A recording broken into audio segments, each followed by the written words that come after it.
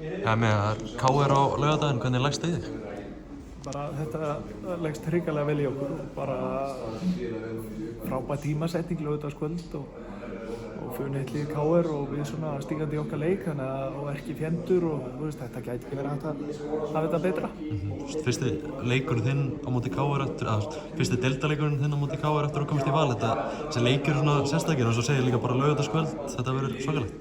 Já, ég vona að fólk mæti og fyllir í stúkuna og þetta eru tvö orkumikið lið og hvað þá ef að stúkan verður svolítið þétt setinn og alveg að læti það líka þá bara lofa ég frábæri skemmtun.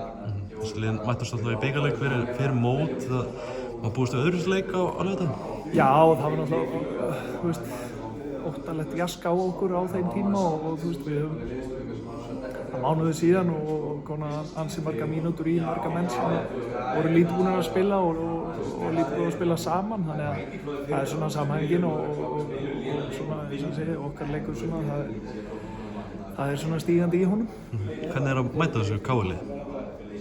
Já, þetta er náttúrulega stórskemmtilegt lið og mikil orka í þeim og við þurfum að vera klára í það og matcha það. Þeir hafa skorað mikið af mörkum og fá mikið af færum, þannig að við þurfum að mæta þeim í einu öllu. Talaðu það á fundinum að þú hefðir haft samband við Óskar hérna í fyrra sást þetta KR-lið. Hvernig bara voru þau samtöl? Já, við vorum að tala svona hitt og þetta bara. Ég maður bara svona rósunum í raun og veru og bara þetta var skemmtilegt og skemmtileg hugmyndafræði í þessu og eins og ég segja, fara aðeins út fyrir boxið og það er alltaf gaman að fá eitthvað nýtt og náttúrulega fengu mikla gagnrýni fyrir en þetta er bara að skila sér núna og það sýnir sér bersýnilega og sem bara frábært.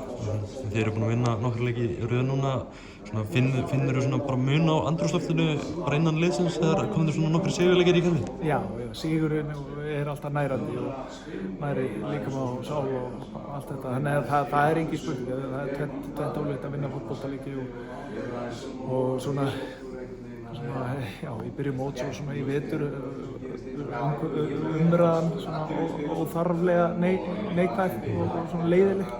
Þannig að eina sem við gátum gert í rauninni var að snúa henni aðeins svona okkur vel og snúa öldunni aðeins svona okkur í hag og þú gerir það bara með að vinna fótboltaleiki, þannig að þetta hefur víðtæk áhrif.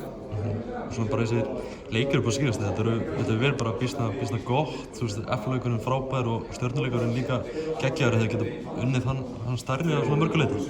Já, það er bara skemmtilegu leikur og aftur bara Stjarnan hrikalega gott lið og voru sterkir í þessum leik, eins og sagði fyrir hálfleik var bara hrikalega jafn og svona bara skemmtilegu fótbolti og mér fannst við bara svona, það var frábær spirit í liðinu og alvöru keppnis, það er svona sigur vilji, þannig að það fleitið líka oft langt og maður finnir það alveg stemmingin og svona viljinn til að vinna er í klefanum og þegar það er til staðar þá er ýmislegt hægt. Bara mikil spennaði mitt bara fyrir svona stóra leika á laugardaginn, þetta verður bara geggjað. Já, það er alveg fullur tilhlökkun og gríðarlega spenntir fyrir þessu leik. Hvernig er bara svona staðan á hópnum fyrir leikin? Hún er bara svona ósköp svipið, það er ykkur ennþá á listanum, meðslalistanum en það er svona styttist vonandi í einhverju. Geggjað, takk hérlega.